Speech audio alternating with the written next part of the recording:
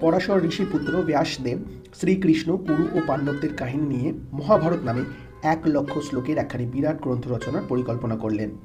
এত বড় গ্রন্থ নিজে রচনা ও লেখা সম্ভব নয় বুঝে তিনি গণেশ ঠাকুরকে লেখার ভার নিতে অনুরোধ করলেন। লিখতে রাজি হয়ে গণেশ ঠাকুর একটি শর্ত রাখলেন, শ্লোক রচনা করতে গিয়ে বিলম্ব যদি হয় আর সেই জন্য যদি গণেশ ঠাকুরের কলম থেমে যায় তবে কিন্তু আর লেখা হবে না। গণেশ ঠাকুরের কলম একবার থামলে আর চলবে না। ব্যাসদেব আর কি করেন, তাতেই রাজি হয়ে বসলেন। কিন্তু তিনিও ঠাকুরকে বললেন, আমার একটি কথা আছে, আমি যা রচনা করব তার অর্থ না বুঝে আপনিও কিন্তু লিখতে পারবেন না। এইভাবে মহাভারত রচনা আর লেখা আরম্ভ হলো। ব্যাসদেব মাঝে মাঝে এমন সব কঠিন শ্লোক রচনা করতে বললেন যার অর্থ বুঝতে গিয়ে গণেশ ঠাকুরেরও খানিকক্ষণ ভাবতে হতো। এই অবসরে তিনি আরও অনেক শ্লোক মনে মনে রচনা করে রাখতে লাগলেন। মহাভারত রচনা ও লেখার এই হলো গোড়ার কথা। এবার শুরু করছি মহাভারত আদি পর্ব থেকে। হস্তিনাপুরে চন্দ্রবংশের রাজা শান্তনু শিকার করতে বেরিয়ে গঙ্গা তীরে গঙ্গা দেবীর দেখা পেলেন। রাজা তাকে বিয়ে করে রাজপুরীতে নিয়ে এলেন। কিছুকাল পরে গঙ্গা দেবী পুত্র দেবব্রতকে রেখে পৃথিবী ছেড়ে চলে গেলেন। অল্প বয়সেই দেবব্রত নানা শাস্ত্র ও অস্ত্রবিদ্যায় পারদর্শী হয়ে উঠলেন। এর কিছু বছর পর শান্তনু মৃগয়া করতে গিয়ে দেখেন যমুনার নৌকায় বয়ে চলেছে একটি সুন্দরী মেয়ে। সে দাসরাজ কন্যা সত্যবতী।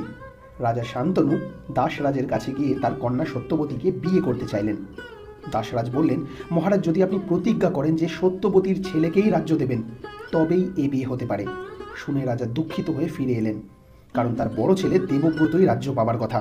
দেবব্রত সব শুনে দাসরাজের কাছে গিয়ে প্রতিজ্ঞা করলেন, আমি কোনোদিন রাজাও হব না, বিয়েও করব না। এই ভীষণ প্রতিজ্ঞার জন্য তার নাম হলো ভীষ্ম।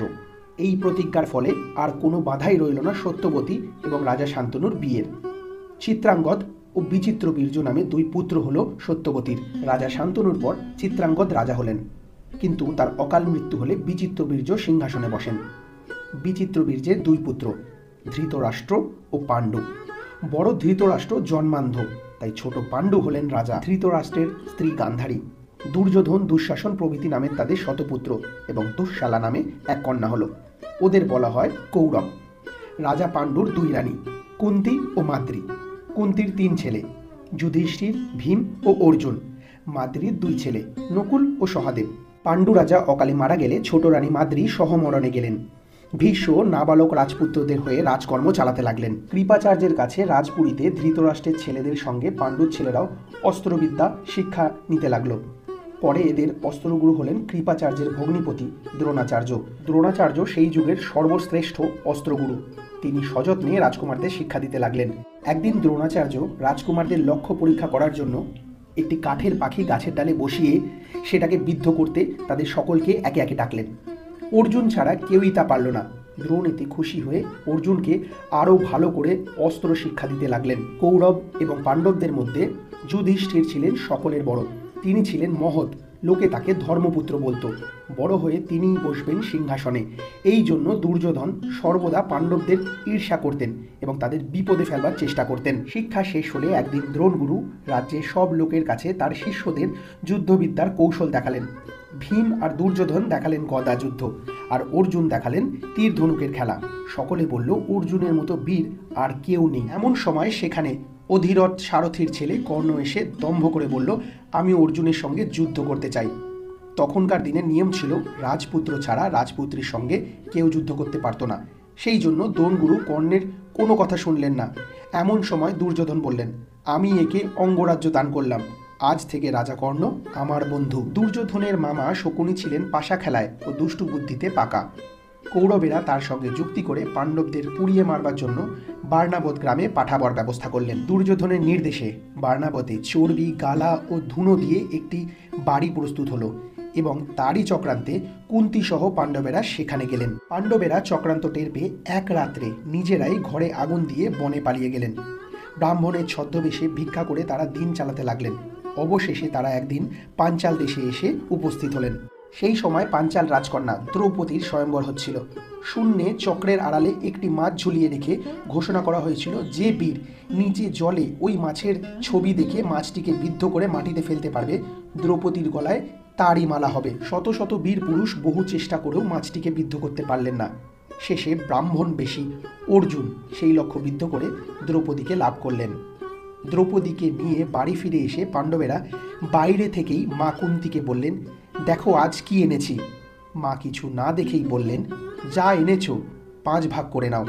তখন মার কথা রাখার জন্য 5 ভাই মিলে দ্রৌপদীকে বিবাহ করবেন স্থির করেন। রাজা দ্রুপদ পাণ্ডবদের পরিচয় পেয়ে খুব আনন্দিত হলেন ও 5 ভাইকে রাজপুরীতে এনে মহাধুমধামের সঙ্গে দ্রৌপদীর বিয়ে দিলেন। ধৃতরাষ্ট্র যখন জানলেন যে পাণ্ডবেরা বেঁচে আছেন এবং শক্তিশালী রাজা দ্রুপদ এখন তাদের সহায়, তখন ভয় পেয়ে তাদের ডেকে এনে রাজ্য সমান ভাগে ভাগ করে দিলেন। খাণ্ডবপ্রস্থ হলো পাণ্ডবদের রাজধানী। এরপর 12 বছরের জন্য অর্জুন তীর্থযাত্রায় বেরিয়ে পড়েন।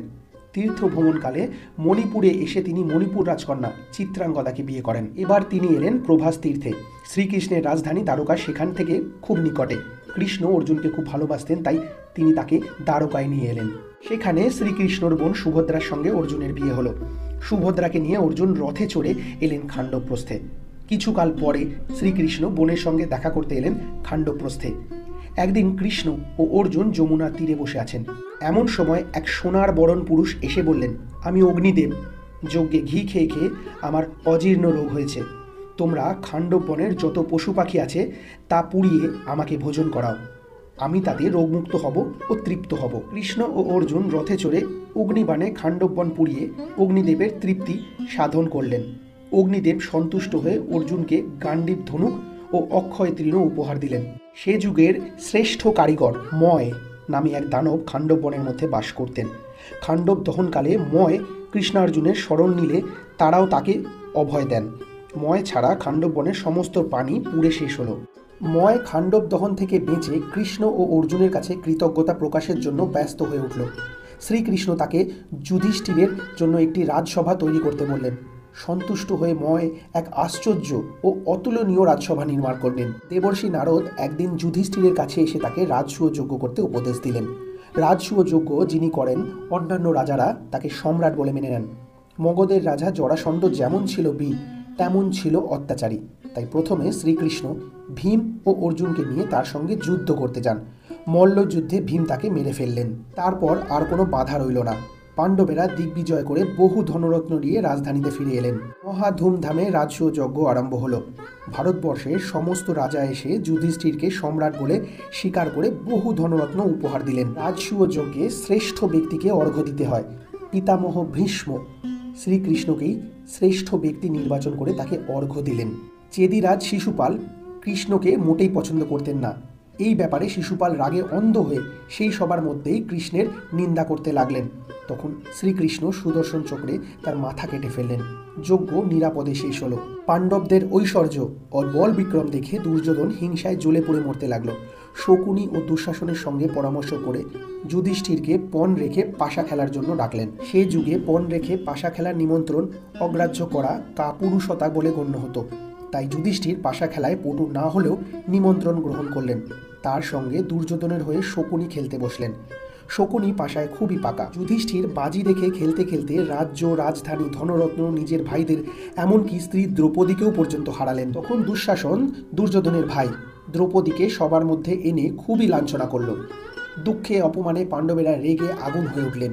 ভীম গর্জন করে প্রতিজ্ঞা করলেন, আমি একাই কৌরব কুল সংহার করব। ধৃতরাষ্ট্র ভয় পেয়ে দ্রৌপদী ও পাণ্ডবদের দাসত্বপণ হতে মুক্তি দিলেন। পাণ্ডবেরা মুক্ত হয়ে গেলেন দেখে দুর্যোধন আবার তাদের ডেকে পাঠালেন পাশা খেলতে।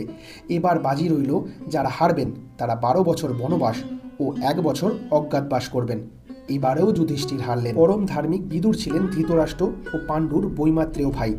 তার কাছে কুন্তী দেবীকে রেখে পাণ্ডবেরা দিন বেশে রাজ্য ও ঐশ্বর্য ত্যাগ করে দ্রৌপদীকে সঙ্গে নিয়ে বনবাসে যাত্রা করলেন। পাণ্ডবদের কুলপুরোহিত ধৌমও চলল তাদের সঙ্গে। অডিও পার্ট 2 শুনতে হলে চ্যানেলটাকে অবশ্যই সাবস্ক্রাইব করে রাখুন।